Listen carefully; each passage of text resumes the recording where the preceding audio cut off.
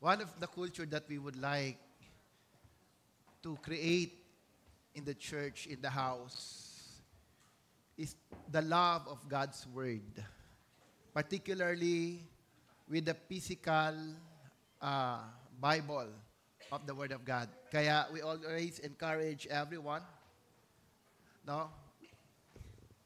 We always encourage everyone to bring your physical Bible with you, okay? Let's all raise our Bible. Ayan. Pakitaas yung Bible, yung mga walang Bible pa, sige, raise up your phone. Alright, this is my Bible. I have what it says I have.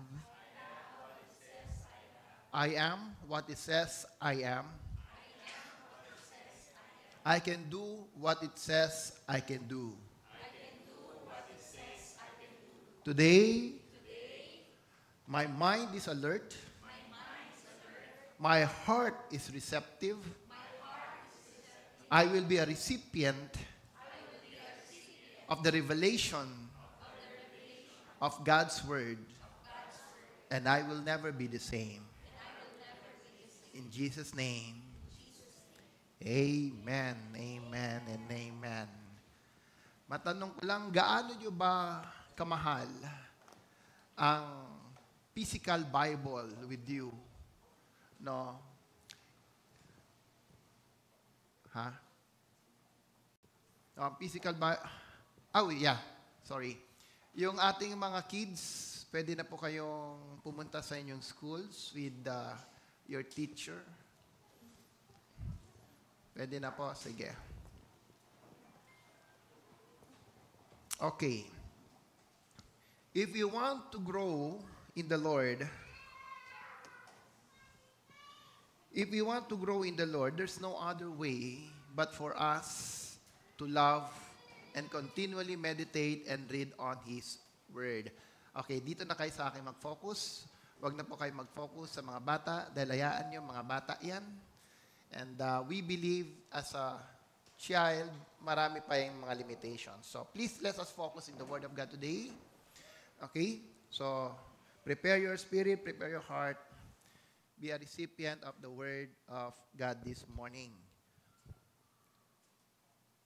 Loving God is not enough without loving His Word. And as we continually read the Word of God, let's make it as a goal for us, not just to understand, hindi lang yung maintindihan natin ang salita ng Diyos, kundi sa pamamagitan ng salita ng Panginoon, we will establish a closer, a more intimate relationship with Christ. Because without divine encounter with the Lord, without such relationship with God, our life will never be the same. No matter how many times we attend the church, no matter how consistent we are in our discipleship, Bible study, as long as what we do, we don't experience open heaven, na kung saan po we are encountering the presence of Christ in our lives, there will be no transformation. Because true transformation doesn't come from theology alone. You may know a lot of things in the Word of God, but that will not change us. Knowing the Word of God, cover from the cover, will not change us alone. Remember, the Word of God says, letter kills. Marami po nag-aaral ng salita ng Diyos. Cover to cover, they know the Word of God, but still at the end, they fall in sin. Marami po, even in our ASCM before, we were advised by our teacher, yung mga nagdo-doctorate daw na mga classmate niya, many of them, after they graduated, they become an atheist. Why? Because unless we see the God behind the Word, unless we see the Spirit behind the Word, then our life will not be changed. God alone can change us. Not by knowledge, but by a relationship with God. That's why there are several types of people in the world, those whom we call the unbelievers. They don't believe anything about God. They don't believe in His Word. They don't even read His Word. And there are those who say, we can say they are false believers. False believers, they attend the church. They do what they do. It seems we are the same. But when it comes to their life, pagdating sa kanilang buhay, sa Panginoon, they don't manifest the Christ-like image, the Christ character within them. You cannot see the kind of Christianity that they should be living. And there is what we call the believers and the followers of Christ. And what sometimes driven by our relationships is because of our passion, because of our obsession. Last week, I told you that not all passion are okay. There are passion that we think it is our obsession, but it leads to addiction. So we should understand what kind of obsession do we carry in life. It is the kind of passion that brings us closer to God, or it is an addiction that destroys our relationship with God, destroys our life, it destroys our focus, it destroys who we are in the eyes of God. Remember, during the training of Dr. William Boone, the first thing that we need to understand in order to minister the heart of God is your position with God. Amen? Kailangan maunawaan natin who we are in the eyes of God. And every one of us here, those who accepted Jesus in their life, we are the sons and daughters of the kingdom. At bilang anak ng Diyos, anak sa kaharian ng Panginoon, we know how to act accordingly in the house. Amen? Ang tunay na mga anak, they know how to help in the house. They know how to build the kingdom of God. They are not just saved. Sabi nga, meron akong narinig, hindi sila mga Zimbabwe. And I believe, dito po sa lugar natin, malang mga Zimbabwe dito. Tanongin mo yung katabi mo, Zimbabwe ka ba? Naunawa, alam niyo ba yung word na Zimbabwe? Sino may alam ng meaning ng Zimbabwe? Can you raise your hand? Ang makakasagot ng may, parang sinabi ko sa'yo, ang daya mo, Kuya Aaron eh. Hindi kita, wag ka rin. Okay, sagot na ni Pastora, yung makakasagot. Sino may alam ng Zimbabwe? Buti na lang may senior moment si Brother Wine. Mga Zimbabwe, ang ibig sabihin po nito, mga Simba, uwi. Simba, uwi. Simba, uwi. Simba, uwi. Simba, uwi. Simba, uwi. They don't care about the house. They don't care about the work of the kingdom. But they're in the church. They attend the church. Sometimes they are part of discipleship. Sometimes you can see them, they are giving. They are faithful in their giving. But their lives are not fruitful. They are the people whom we call Simba, Uwe, Simba, Uwe, Simba, Uwe. And they are what we call Zimbabwe. Tanungin mo sa iyong katabi, ikaw ba kapatid ay Zimbabwe? Alright? So let's continue in the message today about obsession. Okay? Pero bago po ako mag-share ng obsession, papakita ko muna a little clips for you. What drives us, a person, when we have such obsession in doing things in life, whether good or not, whether positive or negative, whether it brings fruit or not, how do obsession affects us? Pwede po natin ipakita yung video.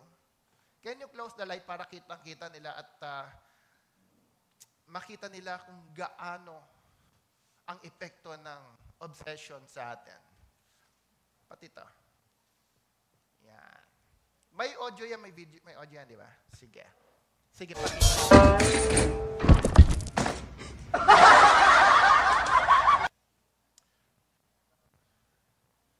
May video, may audio yan. Alright. Magsisimula ulit tayo. Worship team, please be ready.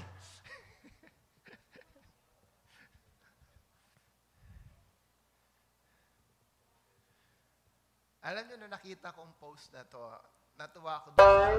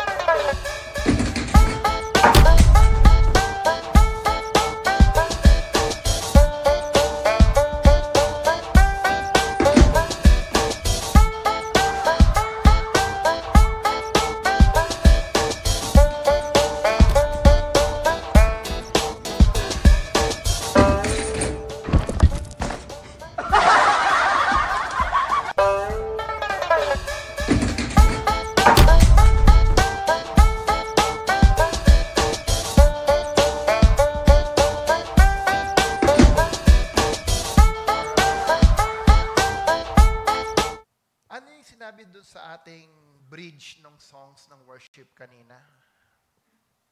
Ano yung bridge na yun? Ha? Should I ever be abandoned? Should I ever be acclaimed? Should I ever be surrounded by the fire and the flame? There's a name I will remember. There's a name I will proclaim. Let it be Jesus. Let it be Jesus. Habang ating kinakanta do, the Lord reminded me about Psalm 23. Even though I walk in the shadow of death, I will fear no evil, for you are with me. Madaling maging Kristiyano, madaling sabihing sumusunod ka sa Panginoon. Pag nangyayari sa buhay mo ay maganda, maayos, at ayon sa iyong kalooban. Pero the moment that challenges comes, the moment that frustration comes, how do you react? How do we react as a believer? Will we continue to the vision that God entrusted us? Tayo ba ay magpapatuloy sa pinapagawa ng Panginoon? Or there's high chance that we just abandoned our relationship with Christ? The Lord showed me kanina habang tayo umaawit is parang isang kapitan. Alam niyo po yung Titanic? No? Habang lumulubog po ang barko, sino po yung hindi nang iwan sa barko? Most of the time, they are the captain of the ship. We are the captain of Christ. We are the ambassador of Christ.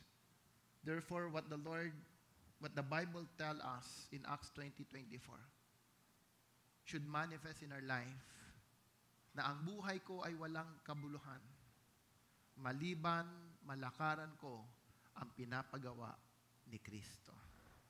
And this is what obsession is all about. Let's go to the message.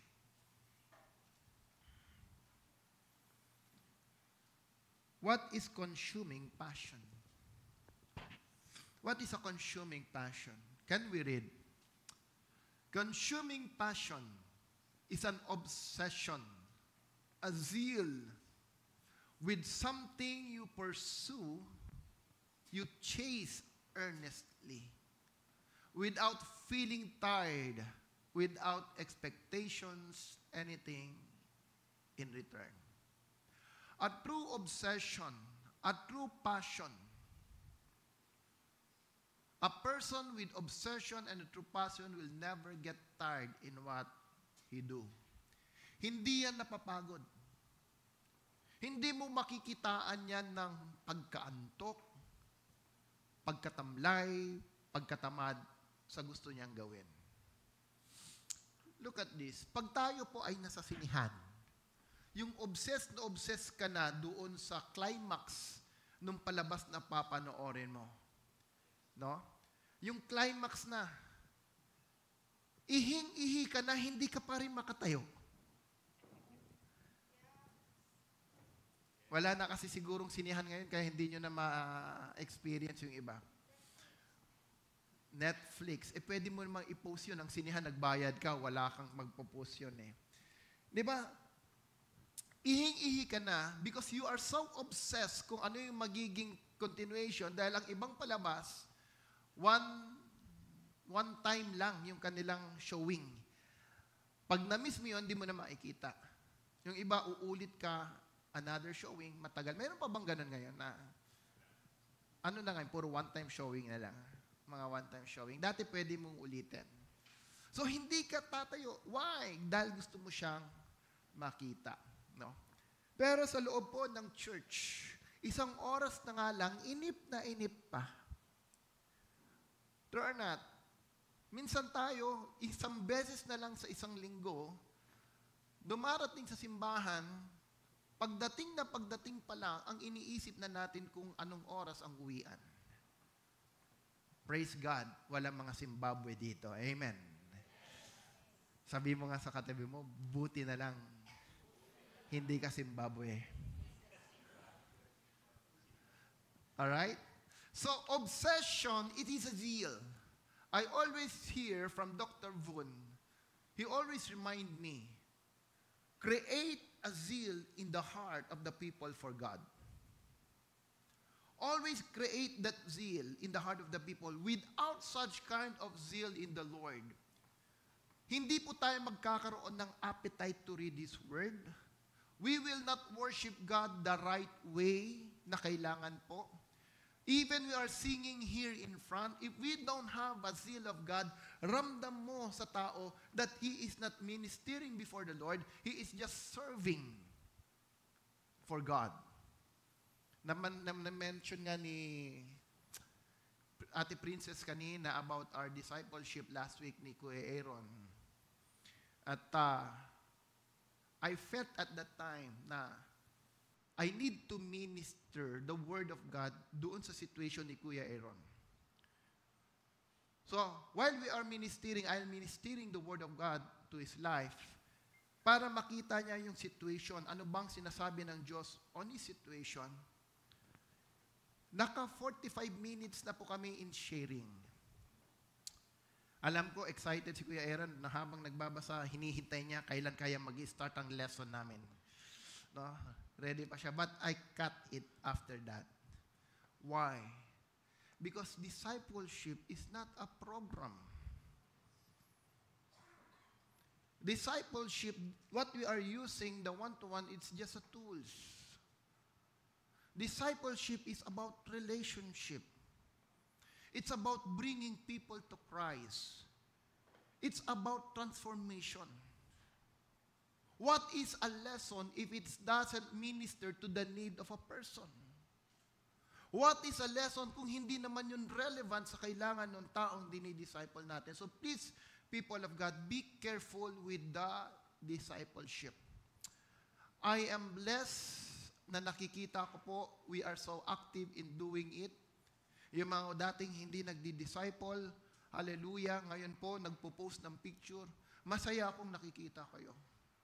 But more than what we are doing, let's all be reminded we do it because we want to serve to others. We want to serve and minister the heart of God to others. Not just to teach them, but to bring them closer to God. That's why if you are a discipler, it's a challenge for us. Because if we don't have personal relationship with God, if we don't have personal relationship with Christ and the Holy Spirit, how can you show it to others? How can you impart it to others? What are the testimonies that you have to share and tell to your disciples? So people of God, discipling is not easy. It is a challenge for us to first build a relationship with God, then help others to be closer with God. Whatever you teach in the mind, people will forget it. Whatever, anuman ang ituturo mo sa isip lang, makakalimutan lahat po nila yan. Sino dito ang nakaalala sa mga tinuro sa atin ni Dr. William Vaughan? Unless you listen again to the audio teaching, I believe marami po dyan, nalimutan na natin. That's what teaching is all about. But if you impart something to the people, when their spirit is being convicted by the Spirit of God, pag nagkaroon ng impression sa kanilang espiritu and they encounter the Lord, they will never forget it. And this is what Christianity is all about. It's more than knowledge. It is all about our encounter with God, our obsession with God, our zeal with the Lord. That's why minister to your disciple. Do not just teach them. Minister to their lives. Minister the heart of God.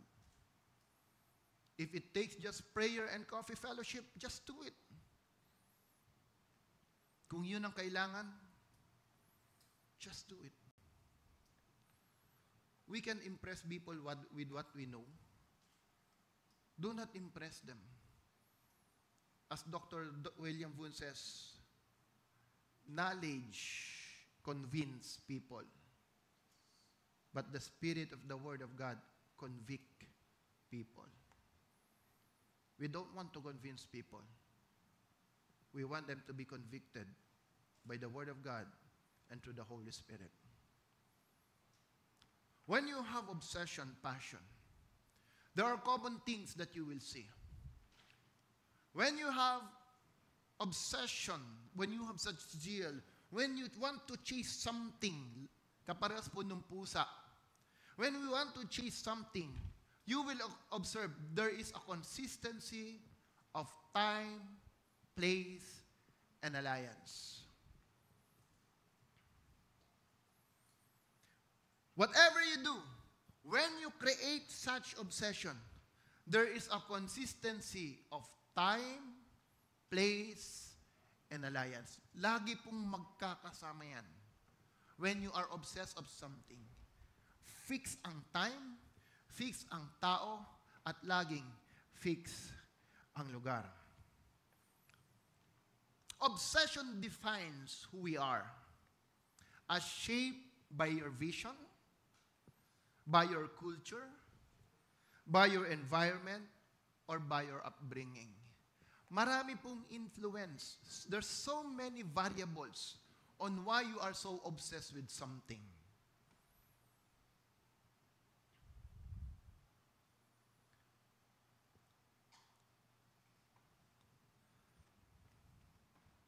It can be developed at home,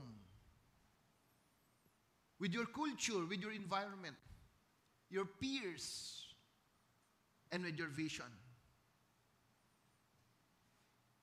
Ang mga anak na lumaki sa ang magulang ay marunong magluto yung tatay. Makikita mo kahit mga lalaki yan, ang gagaling magluto.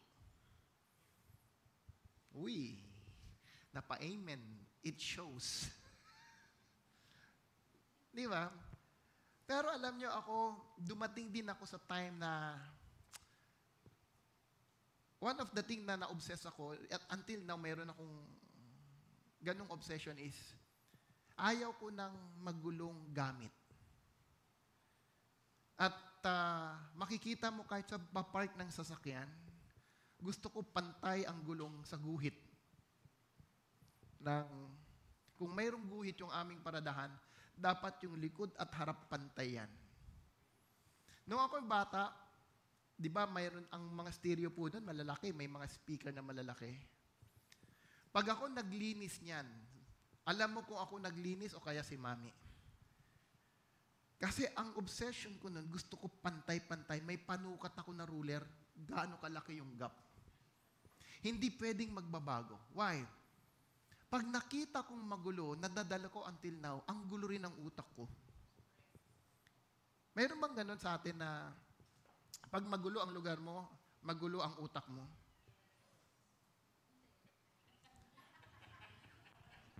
Tingnan nyo, magkakaiba ng obsession. Mayroong iba, kung kailan mo inayos, galit pa sa'yo. Bakit mo ginalaw yan? Hindi ko natuloy alam kung saan yung gamit ko. Minsan nag-iisip pa ko, mas alam pa niya nung magulo kaysa nung ayos na. Wala akong tinuturo. Di ba? We have all different passion and obsession. Why? Because our culture, our environment, all this we grew in a different places. Different people. So this is why, unless driven by vision, let me clear about that, unless it is shaped by your vision, obsession is not perpetual. Amen? Nagbabago po yan in terms of season. Minsan, ang mga bata, I don't know if applicable pa rin sa panahon natin, pero nakikita ko tumatanda na yung cut-off nung mahihilig sa paglalaro ng video games. Ako masasabi ko na somehow, there's time na naging addicted din ako sa video game. Pero ang mga laro namin, Pac-Man, Galaga, yung ganun lang, piso-piso lalagyan mo. Ngayon, may mga tatay na naglalaro pa rin ng video games. And I realized one thing, dati pag ako nanood ng mga Netflix, alam niyo yun, yung obsession about the movie, tumatagal ako ng the whole day, talaga ang tiyaga ko. Ngayon ayaw na nila akong sabayan. Kasi kaya kong tapusin yung 32 episode in one day. May disadvantage din pala yun dahil hinahanap mo yung next episode. Wala na, tapos na. Why? Kasi fast forward. Ano ba ending yan? Ano ba ending yan? Minsan, nagsisimula ako episode 32. Uy, alam ko na ending, tsaka babalik ako episode 10. Galit na galit sila sa akin. Sabi ko, gusto ko nga kaya ako nanonood to relax. Ayaw kong ma-stress. Ngayon, iisipan ko pa kung ano yung climax. Wala na akong time for that.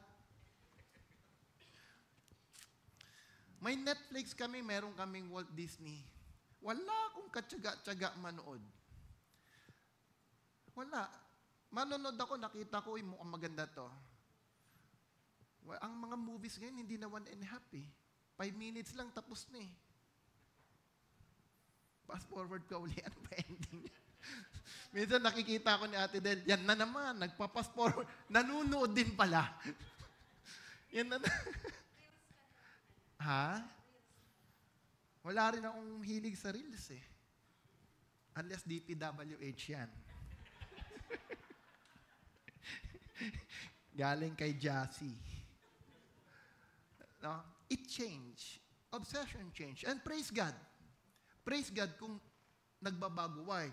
Because as I told you, there are obsession that brings out addiction.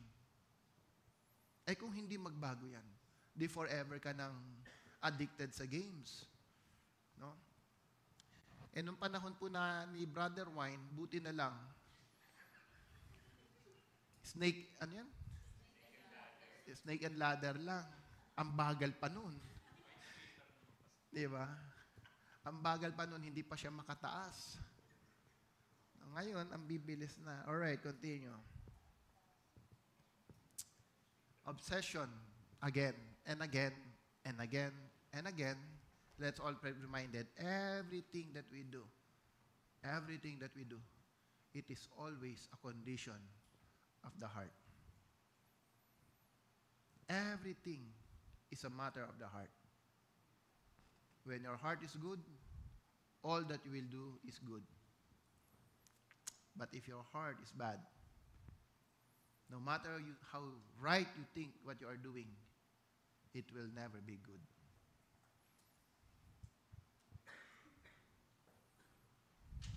Let's open in Psalms 8, verse 3 to 5. When I consider your heavens, the work of your fingers, the moon, the stars which you have ordained. Look at this, David. What is a man that you take thought of him? And the Son of Man that you care for him? Yet you have made him a little lower than God, and you crown him with glory and majesty.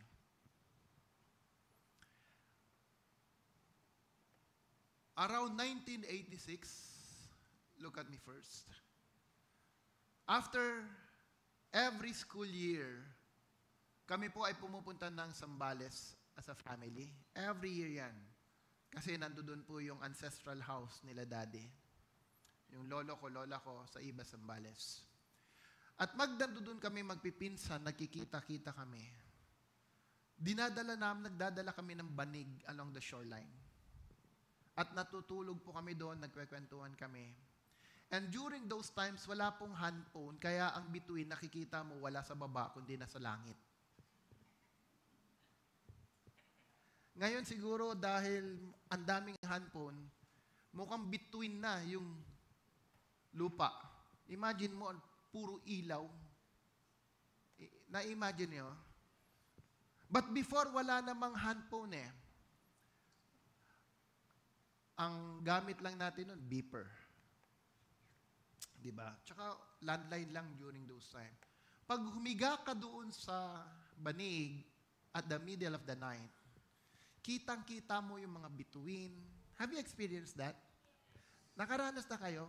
na habang nakahika ka, kitang-kita mga celestial, no, yung mga stars, yung mga earths, tuturo yan ang Pluto, yan yung Mars, the morning stars, yung pinakamaliwanag yan ang Mars. Mayroon, di ba?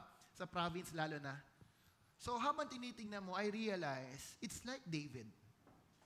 David was a shepherd.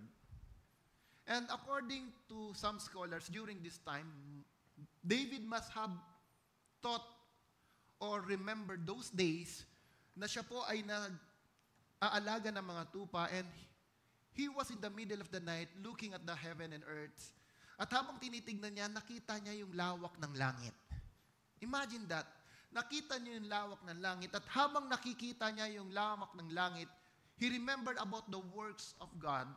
And when he remembered everything, he realized kung gaano kaliit ang tao sa universe. Kung gaano kakaliit sa lawak ng creation ng Diyos. And David realized, ano ba ang mayroong tao? Ano bang mayroon ka? Ano ba ang mayroon ako? That God is thinking of you and of me. People of God, if you want to experience the love of God, go and look up the sky. And David says, why are you thinking of men? Sino ba ako? A mist in the air? I'm just a dust? But the sovereignty of God, the greatness of God, He is thinking of you and me. Kaya tulad nung ating even I am abandoned. Even I am despaired. Whatever you're going through in life, remember this, the God who is obsessed of us, who are passionate of us, always thinking of you and of me. Hindi ka nag-iisa, kapatid. Sabihin mo sa iyong katabi, hindi ka nag-iisa. Lagi kang nasa isipan ng Panginoon. That alone should create that passion for us to really know God, to really love God, to really understand who God is in our life. That in spite of His greatness and sovereignty, hallelujah, iniisip pala ako ng Diyos. And the Son of Man, that you care for Him. Yet you have made Him a little lower than God. What does it mean? You are next to God. You are the ambassador of God. That's why Moses becomes a God to Aaron and to Pharaoh. Why? Because he is the mouthpiece of God. Do not belittle yourself. Huwag mong maliitin ang sarili mo because in the eyes of God, you are precious, you are special. Yet, you have made Him a little lower than God and you crown Him with glory and majesty. God is God, even without us. Remember this. Remember this. God is God, even without us. Hindi magbabago ang Diyos. Siya ay Diyos kahit wala ka at ako. Now, listen. Yet, in spite of man's continual failure, this is what I say, obsession. Bakit ang Diyos masyadong obsessed sa tao? Medyo strong ang word na gagamitin ko, but this is how I define the love of God. This is how I define the agape love of God sa atin. That yet you continually sin. We are imperfect. We are sinful. We are unworthy. Hindi tayo mahirap pagkatiwalaan. But God's plan for humanity remains the same. From the beginning to the end, from the book of Genesis up to the book of Revelation, God's plan of redemption, sanctification, glorification remains the same. Hindi po nagbabago. Kahit gailang beses nagkamali ang tao in the time of Noah, God still look at the heart of Noah. Kahit isa na lang, dinestroy ng Diyos ang humanity. He still left Noah and his family to continue His plan for man. There is always a plan of God for you and for me. Even though we are imperfect. Nobody here can say, you are perfect. I am not perfect. Nobody is perfect. Ikaw at ako, because we are still living in this type of heaven. We are still living in the heaven at this season. You and I still commit mistakes. But because God is so passionate for us, God loves us. Ano ang sinabi po ng salita ng Diyos? It is the will of God for all man to be saved. Gaano man tayo makasalanan, gaano ka man kahina, gaano man karami ang pagkakamali mo sa harap ng tao, sa harap ng Diyos, ang nais pa rin ng Panginoon, ikaw at ako ay maligtas. This is obsession as far as I can see it. Dahil po ang tao, pag may nagkamali, pag may nagkasala, we tend to depart from that person.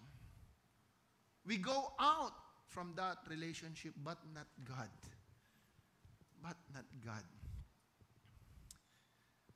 That's why David, a man after God's own heart, realized, no matter how big is the universe, how vast are the heavens, David realized the grace and the mercy of God is sufficient.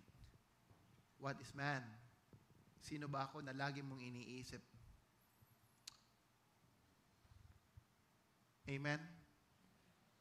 Kaya sometimes it's so frustrating. May mga tao, halos araw-araw o madalas nakakarinig ng salita ng Panginoon, but they never change. Why? Because of the wrong obsession. There are two aspects of obsession. Like a coin. Like a coin. Your spirit and your soul are two different elements, but in the same parts. You cannot separate them. The soul and the spirit, you cannot separate them. Okay. I like the analogy of the light. Ate Micah, can you close the light? All the lights. All. What do you see? Darkness. When does darkness comes? Kailan nagkaroon ng kadiliman? Nung pinatay ni Ate Micah ang ilaw. Mayroon pa pong switch ng darkness?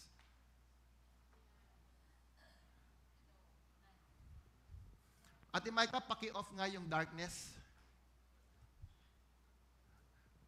Mayroon ba tayong switch dyan na nakalagay? Darkness on. Sa bahay niyo ba, mayroon kayong nakitang switch? Turn on the darkness. Wala. Tama? Kailan dumarating ang darkness? When you turn off the light. Alright? As long as the light is off, there is darkness. Listen. Patagalin kaya natin yung darkness. Baka may... Turn it on.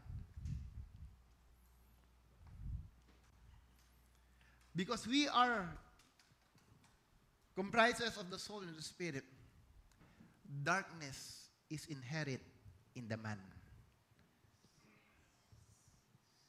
Ang kadiliman, parte na ng buhay ng tao yan until we live, while we live here on earth. Hindi mo kailangan turuan ng bata maging masama. Ang lahat ng ituturo mo sa isang bata, laging mabuti. True or not? Pero dumadating ang panahon, yung masama pa rin, kalimitang pinipili. Kailan mo ituro sa anak mo? Lagi mo sinasabihin, anak, huwag kang magbabad sa handphone mo. Anak, huwag kang magpuyat sa gabi. Lahat ng ituturo mo, laging liwanag. Pero mas madalas ang pinipili yung dilim. Why? Because it is inherent. So remember, people of God, there's no perfect man. Only Christ is perfect. Others are not. So don't judge everyone. Gaano man kamali ang ginagawa ng tao, do not condemn them because you and me, we have our own share of mistakes. We have our own share of shortcomings. Minsan masyado tayong nagko-condemn sa iba. Pero look at yourself. Are you perfect? So rather than condemning people, be part of the solution. What does the Bible say? In Him was life, and that life was the light of man. Who is Him here? Who is Him? Huh? Answer me. Who is Him? Jesus. Sabi ng Bible, in Him was life, and that life was the light of man. The more life of Christ in you, the more light that you will have in life. The more you grow closer in Christ, the more of His life that will come to you, the more na magliliwanag ang buhay mo and darkness will shy away. Kaya people of God, we cannot change a person's heart until they experience Christ in their life. We cannot change them because we don't have the power, because the only power that can change the heart of a man is no other than Christ alone. So wherever we go, when you disciple someone, do not teach them. Minister Christ to them. Share the heart of Christ to them. Let them experience Christ. That's why, people of God, BNCGC as a family, our culture need to raise up the love of Christ. Because the measure of your love to Christ will be the measure that you love your brothers and sisters. And again, to humble ourselves, remember this. We are also sinful like anyone else. And knowing that we are sinful and have been saved by grace, it humbles us to be a servant of God. Minsan, be careful sa mga biruan that it seems we are so holy than thou, righteous than anyone else. Be humble, people of God. Learn that light comes from the life of Christ. And the more light that you have, the more brightness of that light, the more the darkness will shy away. Kaya ang taong walang Kristo, expect it. Darkness will come. Darkness will just show up. Why? Because there is no light. The light was turned off. you cannot turn off darkness. But you can turn off the life of Christ in your life by your own choice and decisions. Galatians 5:16. So I say, walk by the Spirit, and you will not gratify the desire of the flesh.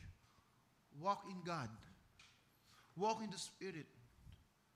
Walk in His Word, and you will not gratify the desire of the flesh.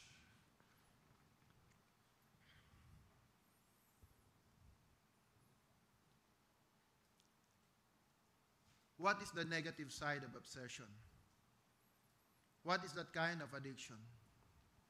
This is what we call worldly obsession.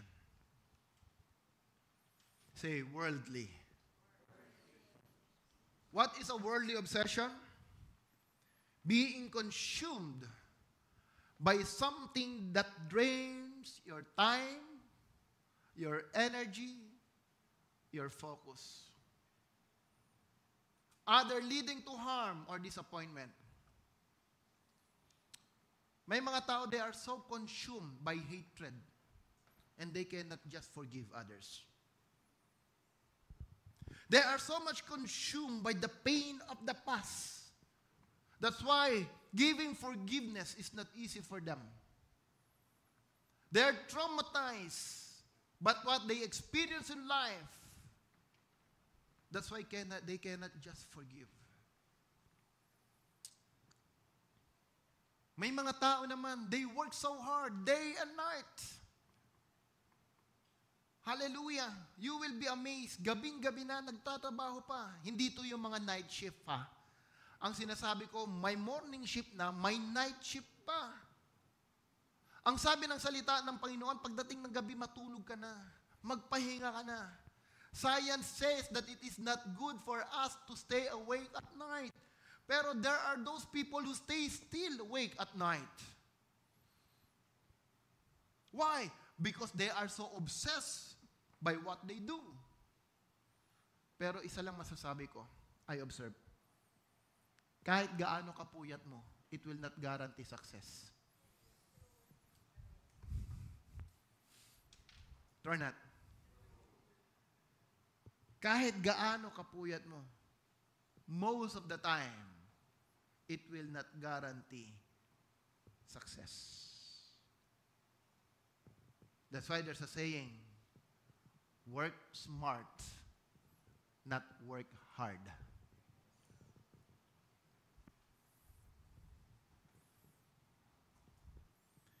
Work smart, not work hard. A good leaders do not do the work alone. A good leaders knows how to build leaders that are wiser than him.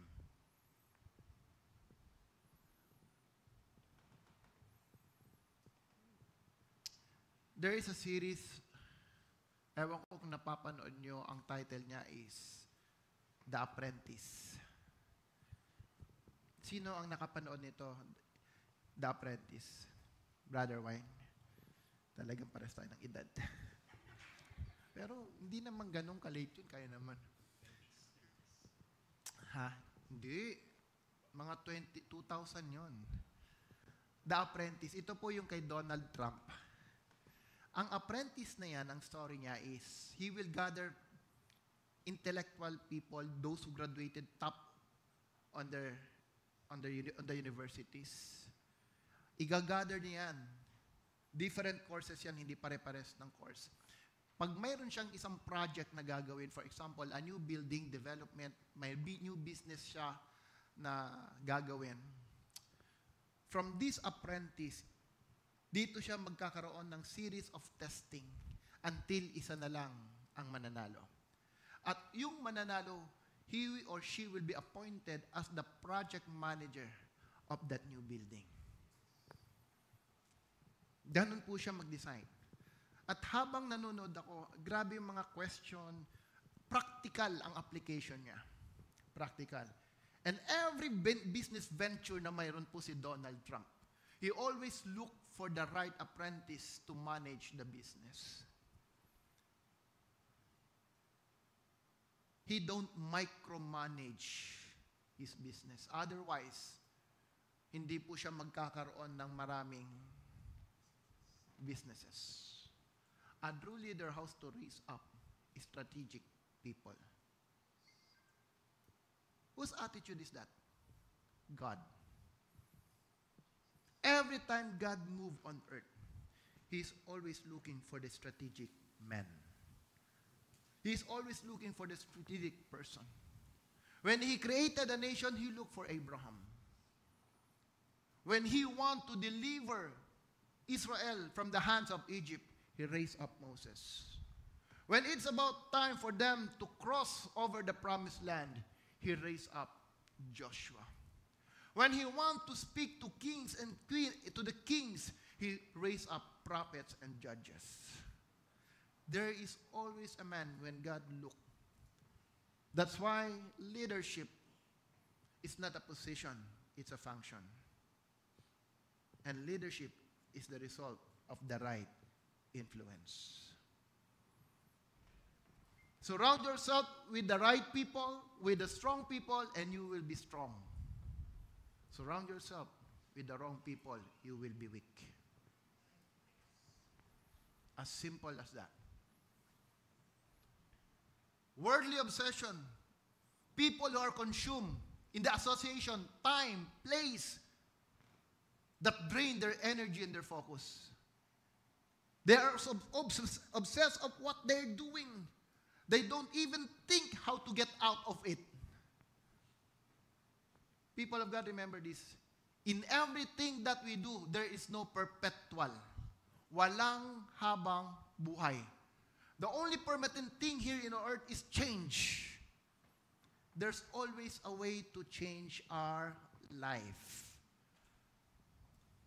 Kaso, yun nga as the lesson is teaching us today, what kind of obsession, passion you carry. Because one of the obsession or passion that we need to understand, there is no growth without upgrading. Do not pray for success. Do not pray for prosperity, because God will not look at your prayer for you to be successful. God will look how faithful you are to manage those things that He entrusted to you. Trusted in little things, God will give you more.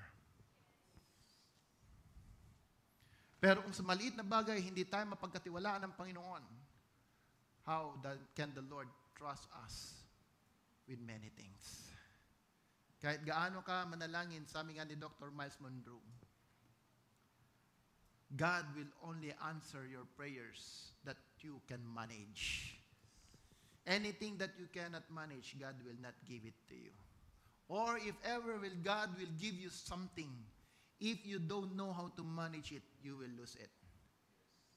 Turn it. Even God will give you one talent. God is looking at, can you manage it? Remember here, and I close it here. Faithfulness without fruitfulness is considered wickedness. I repeat, faithfulness without fruitfulness is also considered as wickedness. Remember the one talent?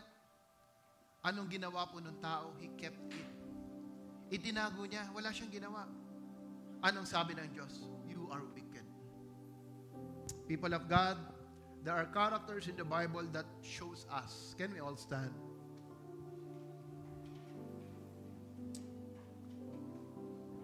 Hallelujah. There are people in the Bible that shows us how wrong obsession and passion can lead to destruction.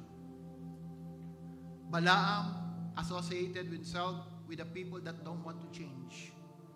he was destroyed. Gehazi, the secretary, the assistant of Elisha, run after Naaman. Sabi ni Gehazi, sabi ni Elisha, it is not time for you to bring things or money to me. Hindi pa panahon para magbayad ka. Pero anong ginawa ni Gehazi? Hinabol niya sila Naaman at sabi ng master ko, kailangan na raw magbayad. Gehazi died with leprosy. Judas sold Jesus for 30 pieces of silver. Ananias and Sapphira were destroyed by God because the money that is supposedly for the Lord, they kept it for themselves. And lastly, 2 Timothy chapter 4 verse 10. Can we open please? 2 Timothy chapter 4 verse 10. For Demas, having loved this present world, has deserted me and gone to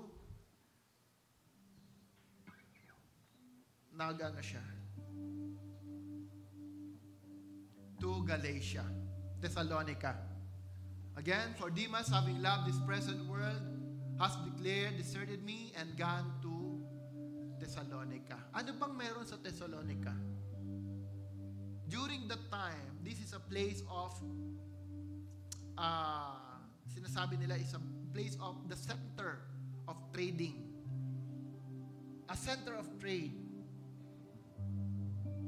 Ito po ay isang lugar na mayaman, isang lugar na developed. And here's Demas, a disciple of Paul. Rather than walking with Paul, sabi ni Paul, mas pinili niya ang mundo. He chooses the world. And what does world means? Cosmos. System. God is asking you and me, when it comes to obsession and passion, what will you choose? Will you choose the world? Okay po, masarap pinagpala tayo ng Diyos sa ating trabaho. Pero how much God works in your work? How much God plays a part in your work? Do you do your work for yourself? Or do you do your work to glorify God? In your life, in everything that we do, who is your obsession? Is it the world or is it God? As David says, when he looked at heaven and earth, David realized the vastness of heaven, the stars, the moon, the planet, and he realized, ano ba ang tao? Na compare sa mundo at sa kalawakan, napakaliit natin. Pero again, as today's message reminds us, God always think of you. He always think of you. Can we close our eyes and put this in our spirit? Ano man ang pinagdadaanan mo, ano man ang karanasan mo sa buhay mo, are you looking for joy? Are you looking for peace in life? Are you in trouble? Don't worry, kapatid, because I do believe, in spite of our shortcomings, in spite of our weaknesses, the Bible tells us, the God whom we serve, He is great, He is sovereign, He is larger than life, He is bigger than heaven. He is bigger than anything that we can see or think. This God is telling us, He loves you, He cares for you, He thinks of you, and He crowns you with majesty and with glory. Ano man ang iyong pinagdadaanan, just submit yourself before God.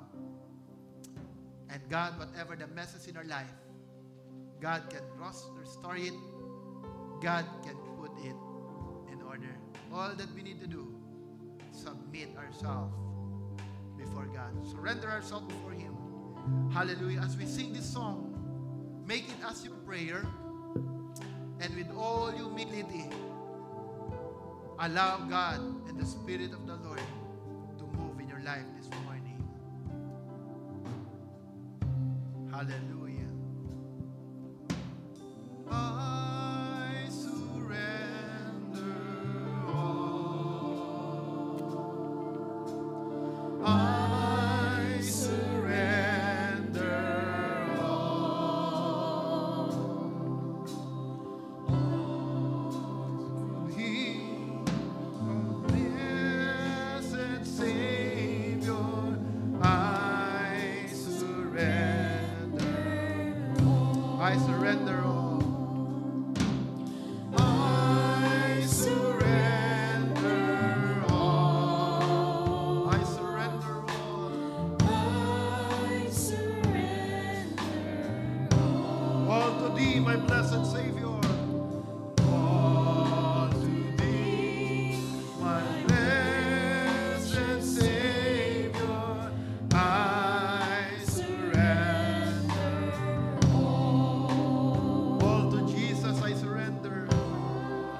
To Jesus I surrender. All to Him I freely give. To Him I freely give. I will ever love and trust Him in His presence daily. Once again, all to Jesus I surrender. All to Jesus I surrender. All to Him I freely give. I freely give. I will ever love. I will ever love and trust in His presence. His presence daily. I surrender. I surrender. Hallelujah. I surrender all. All to Thee, my blessed Savior. Let's surrender ourselves before the Lord. I surrender all. I surrender all. Just close your eyes and raise your hands unto the Lord. I surrender all. All to Thee, my blessed Savior. For the last time, I surrender all. I surrender all. Father, we come before You this morning. I surrender. Surrendering our life unto You, my God. All to Thee, my blessed Savior. I surrender all. Can we just allow the keyboard to play? Hallelujah. As we close our eyes and raise our hands to the Lord, people of God, just humble yourself before Him. As I share to you today, no one, even yourself, cannot change your life. There is only one power that can restore you, and it's no other than Jesus. Humble yourself before Him. Allow the Holy Spirit to touch you this morning. Be humble enough to be in the presence of the Lord. If you are true to yourself, true to God today, I believe you will not leave this place the same. Panginoon, sa pagtaas ng mga kamay ng iyong mga anak, Dalangin ko, Panginoong Diyos, mangusap ka sa aming buhay. Lord, you know the heart of everyone in this place. Walang bagay na kaya naming itago sa inyong harapan. Walang kasalanan na hindi mo nakikita sa aming buhay. You even know even the numbers of our hair. And right now, as we humble ourselves before you, I pray, God, Father, allow your Son, our Lord Jesus, to be revealed in the life of your people today. Hallelujah, hallelujah, hallelujah. Oh, hallelujah. Kura sikarayandara shandarayande. Let the Holy Spirit touch you. Let the Holy Spirit move you. Just focus on the Lord today. Fix your eyes unto Him. Do not look around, but in the Spirit, use your spiritual eyes to see Him, to see His glory. Feel the love of God to you, that no matter what you are going through in life, ano man ang pinagdadaanan mo, sakit man, problema, family relationship man yan, sa trabaho man yan, God can restore everything. Oh, I pray, Lord Jesus, touch your people this morning. Oh, minister your heart before us, oh God. Hallelujah.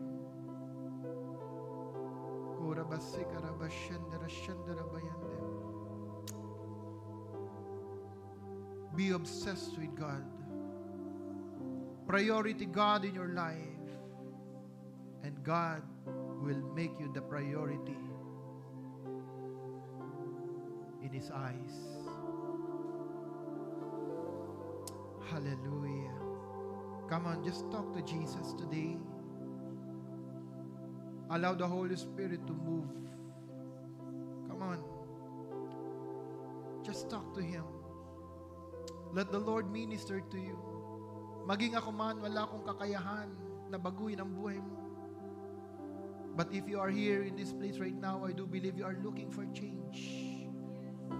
You are looking for a better life. That's why you are here. You want to experience God. You want to encounter God. And this is why the church is here. For you to have a place of encounter with Him. Salamat.